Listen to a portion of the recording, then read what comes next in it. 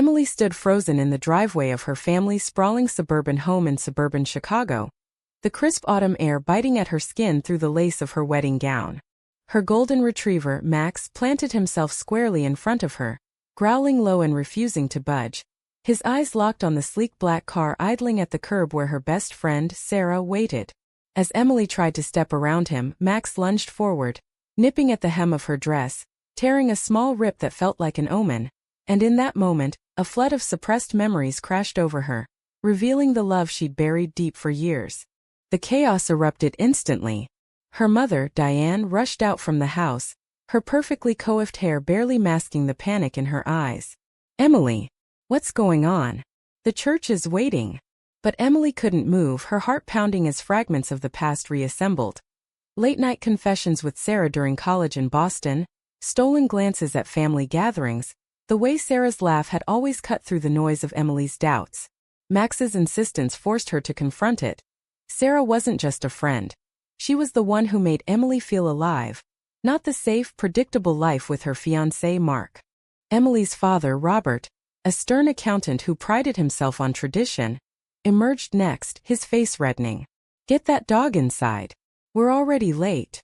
He grabbed Max's collar, but the dog twisted free, barking furiously toward Sarah's car. Emily turned, seeing Sarah through the window, her expression a mix of hope and fear. In that split second, Emily made her first decision. She waved off the limo driver hired for the bridal party and walked toward Sarah's car instead. "Drive," she whispered as she slid into the passenger seat, her gown pooling around her like a surrendered flag. As they sped away from the house, the suburbs blurring into the highway toward downtown Chicago, Emily's phone exploded with calls. Mark, her parents, the wedding planner. She silenced it, her hands trembling. "What are we doing?" Sarah asked, her voice steady but her knuckles white on the wheel. Sarah, with her sharp features and confident demeanor, had always been the anchor in Emily's stormy life. They'd met freshman year at Northwestern University, bonding over shared classes in psychology and late-night debates about identity and society. Sarah had come out as lesbian in their sophomore year, facing her own family's rejection from a conservative Texas background, while Emily had buried her feelings, choosing the path of least resistance, dating men, pleasing her parents, building a facade of normalcy. "I can't marry him," Emily said, the words tasting like freedom and terror. Not when it's you I've been thinking about all this time." Sarah glanced at her, eyes widening. "Em, are you sure? This isn't just cold feet. Your family, they'll never forgive you." Emily nodded, but doubt gnawed at her. Her parents had raised her in a world of Midwestern values. Church on Sundays, heteronormative expectations, success measured by a stable marriage and kids. Coming out now on her wedding day would dismantle everything. But as they drove, Emily recounted the signs she'd ignored. The way her heart raced when Sarah hugged her goodbye after visits, the jealousy when Sarah dated other women, the emptiness in her relationship with Mark, who was kind but sparked no fire. They pulled into a quiet park overlooking Lake Michigan, the water choppy under gathering clouds. Sarah turned off the engine and they sat in silence. "I've loved you since that first psych class," Sarah admitted softly. "But I never pushed because I saw how much pressure you were under. Your mom's dreams of grandkids, your dad's lectures on family legacy. I didn't want to be the reason you lost them." Emily reached for Sarah's hand, the touch electric, confirming what Max had somehow sensed. But the weight of the decision pressed down. Abandoning Mark at the altar, humiliating him in front of 200 guests, betraying her family's trust. "What if I'm wrong?" Emily whispered. "What if this destroys me?" Back at the church, pandemonium reigned. Mark paced the vestibule, his groomsmen exchanging worried glances. Diane arrived breathless, explaining Emily's sudden departure. "She just left with Sarah," she said, her voice breaking. Robert's face hardened. "That girl has always been a bad influence. We should have cut ties years ago." Mark, ever the gentleman from a well-to-do family in the suburbs, felt a stab of betrayal but also a flicker of relief. He'd sensed Emily's distance for months. As guests murmured, the minister suggested postponing, but whispers of scandal spread like wildfire. Emily and Sarah walked along the lakeshore path, the wind whipping Emily's veil like a ghost. "We need a plan," Sarah said. "You can't just vanish." Emily agreed, but her mind raced with consequences. Losing her job at the marketing firm where her conservative boss frowned on distractions. Facing ostracism from her social circle steeped in traditional values. Yet, holding Sarah's hand felt right, a rebellion against the internalized homophobia she'd carried since childhood. When her parents dismissed gay characters on TV as confused. As the sun dipped lower, Emily's resolve hardened. She'd face the storm, but at what cost? That evening, they checked into a nondescript hotel downtown, using Sarah's credit card to avoid trackers. Emily finally answered her phone, her mother's sobs filling the line. How could you do this? Mark is devastated. What will people say? Emily's voice cracked. Mom, I love Sarah. I always have. Silence stretched, then Diane's sharp reply. This is a phase. Come home and we'll fix it. Emily hung up, tears streaming as Sarah held her. The first crack in her world had formed, but the real fractures were just beginning. The next morning, Emily woke to a barrage of texts from Mark. We need to talk. Please. Guilt twisted in her gut. He didn't deserve this public humiliation. Sarah stirred beside her, the hotel room's sterile light highlighting the worry lines on her face. You should meet him, Sarah suggested reluctantly. Closure for both of you. Emily nodded, arranging a neutral spot. A coffee shop in Wrigleyville, away from prying eyes. As she dressed in borrowed clothes from Sarah, jeans and a hoodie that felt like armor, she braced for the confrontation. Mark was already there, nursing a black coffee, his usual polished look disheveled. He stood when she approached, but there was no hug, just a nod. Why? He asked simply, his voice steady but eyes betraying hurt. Emily sat, fumbling for words. I thought I could make it work. You're a good man, Mark. But my heart. It's with Sarah. He leaned back, processing. They'd met through mutual friends 2 years ago. A setup orchestrated by Emily's parents who approved of his stable job in finance and shared church background. Their relationship had been comfortable, predictable. No passion but no drama. Now Mark's face darkened. Sarah? As in your best friend? You're gay. Emily corrected gently. Lesbian. And yes, I've known deep down, but I was scared. The conversation unraveled into accusations. You used me as a cover, Mark said bitterly.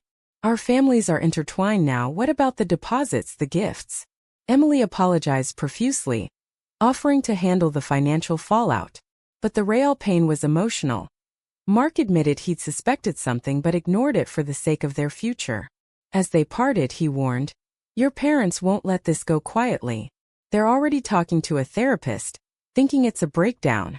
Emily left feeling the weight of her choice, the betrayal she'd inflicted, the trust shattered. Back at the hotel, Sarah had news. Emily's parents had frozen her bank accounts, a punitive move from Robert who controlled the family finances. They're trying to force you back, Sarah said, her own past traumas resurfacing. Sarah had been disowned at 22 after coming out, scraping by on odd jobs before building a career in graphic design. I survived it. You will too. But Emily panicked. Without funds, how could she start over? She called her sister Lisa, the only family member who might understand. Lisa, younger and more progressive, answered warily. Mom's a mess, crying about what the neighbors will think. Dad's furious, saying you've ruined the family name. Emily pleaded for support, but Lisa hesitated. I love you, but this is huge. Give them time. The pressure mounted as social media buzzed. Friends posting confused queries about the cancelled wedding, some unfriending Emily outright. One message from a former colleague stung. Didn't peg you for the dramatic type. Hope you're okay, but wow. Emily felt the societal gaze, the judgment from a community where LGBTQ+ acceptance was surface level at best, hidden behind polite smiles. She and Sarah decided to lay low, moving to Sarah's small apartment in Lincoln Park. There, amid unpacked boxes from Sarah's recent move, they shared their first real kiss. Not rushed but tender, affirming. Yet, even in that joy, Emily wrestled with guilt. Was her happiness worth the pain she'd caused? Days blurred into a tense routine. Emily applied for jobs discreetly, her resume polished but her confidence shaken. Sarah supported her, but cracks appeared. Sarah's impatience with Emily's indecision about confronting her family. You can't hide forever, Sarah urged during a heated argument. Own it or it'll eat you alive. Emily snapped back. Easy for you, you've been out for years. I wasn't ready. The fight ended in tears, highlighting the maw of their differences. Sarah's resilience forged in isolation versus Emily's sheltered upbringing. Meanwhile, Diane orchestrated a family intervention, enlisting a pastor from their church known for conversion counseling. Robert emailed Emily, "Come home. We'll help you through this confusion." The message ignited rage. How dare they dismiss her identity as a flaw? Emily replied defiantly, "This isn't confusion. It's who I am." The response was swift.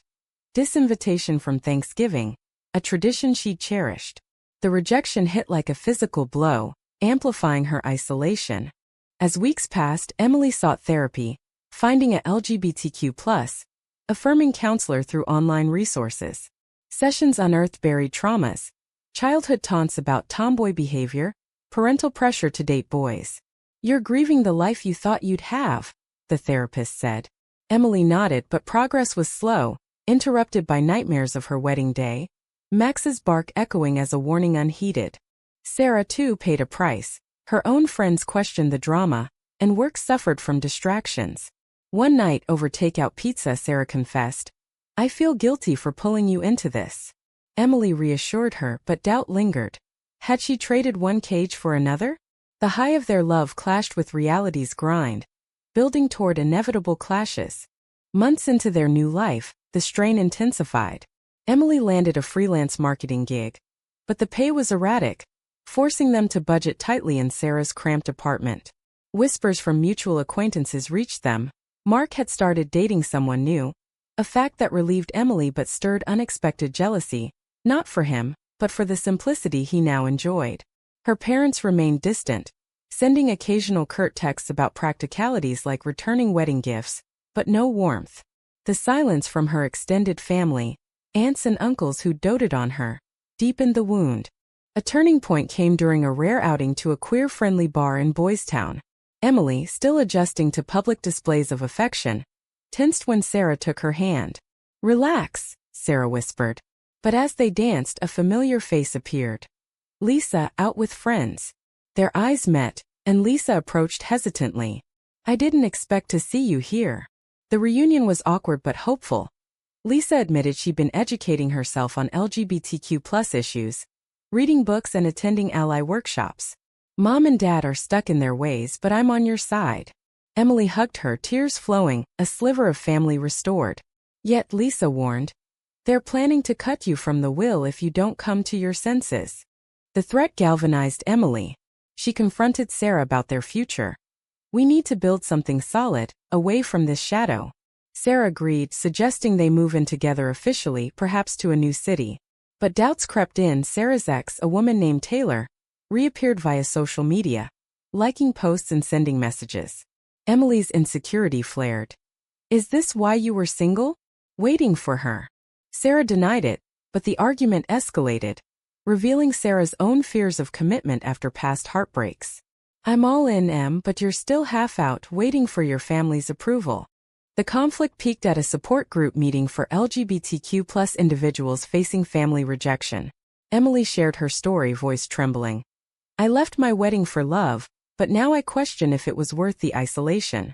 A fellow attendee, an older woman, responded, "Love is worth it, but only if you fight for it fully." Inspired, Emily decided to reach out to her parents directly. She drove to their house unannounced, heart racing. Diane opened the door, face paling. "Emily." Robert loomed behind, arms crossed. The living room confrontation was raw. "Why can't you accept me?" Emily demanded. Robert retorted, "We raised you better. This lifestyle, it's against everything we believe." Diane interjected tearfully, "We love you, but we can't condone this sin." Emily pushed back, citing studies on sexual orientation, personal anecdotes from therapy. "It's not a choice. Denying it was killing me." The argument circled morality, with Robert invoking Bible verses and Diane fretting about societal judgment. Emily left exhausted, no resolution, but a seed planted. Diane's parting hug lingered longer than usual. Back home, Sarah awaited with dinner, but Emily's mood soured the evening. "They'll never change," she lamented. Sarah, drawing from her own discernment, advised patience. Give them space but don't compromise yourself. Yet, Sarah's words felt hollow when Taylor showed up at their door days later, claiming she just wanted to talk. Emily overheard snippets. Old flames, unresolved feelings. Betrayal surged. Had Sarah been honest? The ensuing fight was brutal. Accusations of emotional infidelity. Emily storming out into the night. She wandered Chicago's streets, ending up at the lakefront where it all began. There, she reflected on her choices. Leaving Mark was right, but rushing into this without full self-acceptance had amplified the chaos. A call from Lisa interrupted. Mom's been researching. She's confused but trying. Hope flickered, but Emily knew reconciliation demanded sacrifices, perhaps distancing from Sarah if it meant regaining family. Reuniting with Sarah that night, apologies flowed. I trust you, Emily said, but the damage lingered, trust frayed. As they rebuilt, external pressures mounted.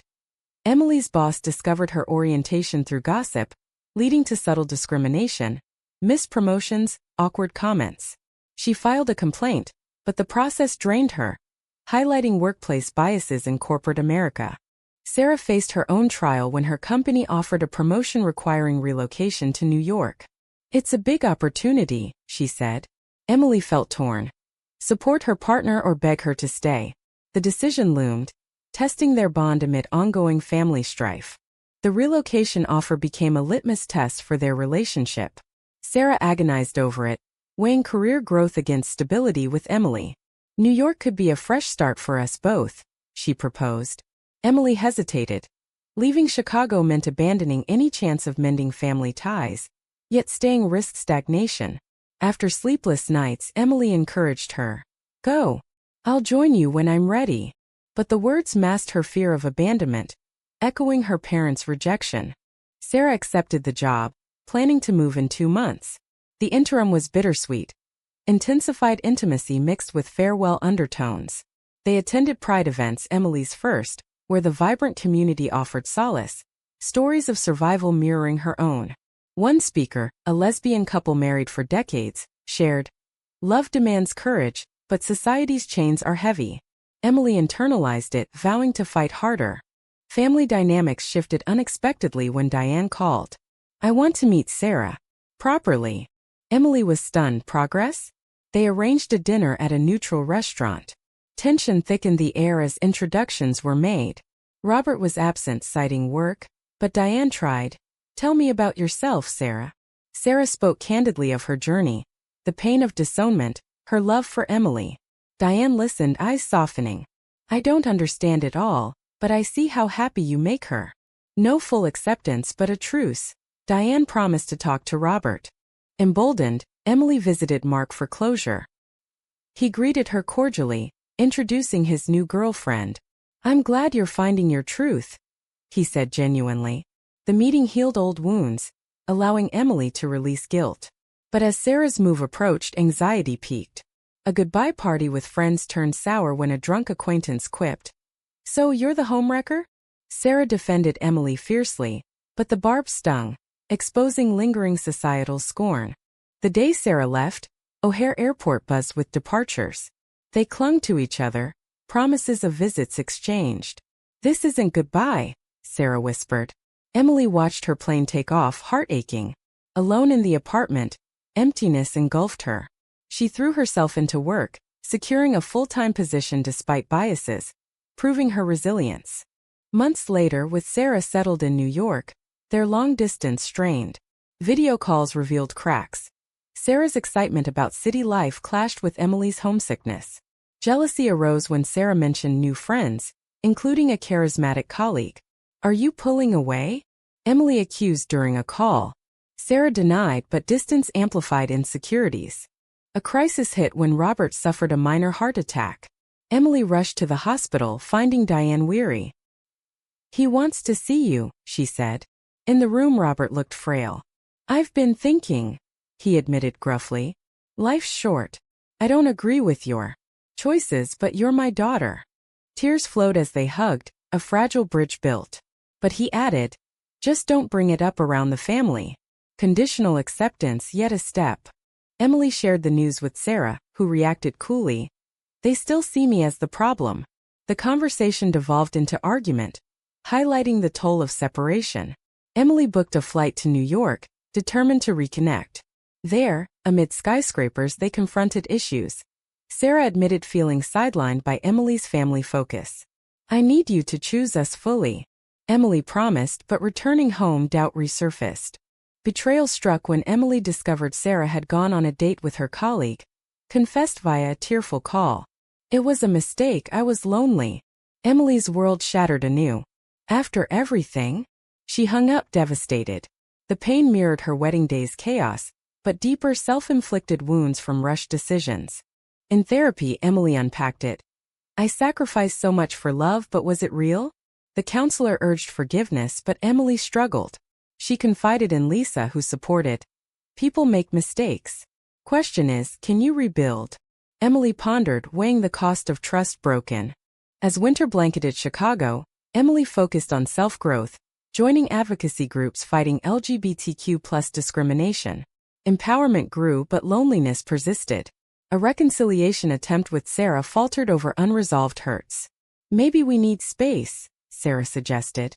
Emily agreed, heartbroken. Spring brought tentative renewal. Emily, now thriving in her career, advocated publicly for queer rights, speaking at local events. Her story resonated, drawing support from strangers while alienating some old ties. Family relations improved incrementally. Thanksgiving included an awkward but civil gathering, Robert avoiding topics, Diane asking subtle questions about Sarah. The partial acceptance was bittersweet, a far cry from full embrace. Sarah returned to Chicago for a work conference, requesting a meeting. They chose the Lakeshore Park full circle. Sarah looked changed, more guarded yet hopeful. "I messed up," she admitted. Loneliness isn't an excuse. Emily listened, her own growth evident. "I forgive you, but trust takes time." They talked for hours, dissecting mistakes. Emily's hesitation, Sarah's impulsivity. "We rushed without healing our individual wounds," Emily reflected. Reigniting their bond slowly, they dated anew, boundaries set. Emily introduced Sarah to her family cautiously. Diane hosted a dinner, tension palpable but breakthroughs occurring. Robert shared a story of a gay colleague, hinting at evolving views. Not perfect, but progress amid societal shifts, with growing acceptance in America post-legal milestones. Yet challenges persisted. Emily faced online harassment after a viral speech, trolls spewing hate. Sarah supported her remotely, but the incident underscored vulnerabilities. A moral dilemma arose when Emily's firm pressured her to tone down activism for client relations. She refused, risking her job, echoing initial sacrifices. Integrity over security, she decided, the price steep but affirming. As their relationship strengthened, they cohabited in Chicago, Sarah transferring back. Highs mingled with lows. Family holidays strained by unspoken judgments, friends drifting due to discomfort. Emily pondered the cumulative toll. The emotional scars, lost connections, rebuilt self. In a quiet moment overlooking the lake, Emily proposed informally. "Let's build a life, flaws and all." Sarah accepted, their commitment deeper for the trials. But doubts lingered in private reflections. Had the pain been necessary for authenticity? The journey culminated in a small commitment ceremony with accepting friends and Lisa. Mark sent well wishes, closure complete. Emily's parents attended reluctantly, a gesture of love over conviction. As vows were exchanged, Emily felt whole, yet aware of the costs paid. Looking back, the dog blocking her path had been the catalyst, unraveling a life of pretense. Through betrayals, awakenings, and choices fraught with debate, Emily emerged stronger, her love with Sarah a testament to resilience. But was abandoning her wedding vows the right choice? Or did the ensuing chaos prove that some truths are better left buried?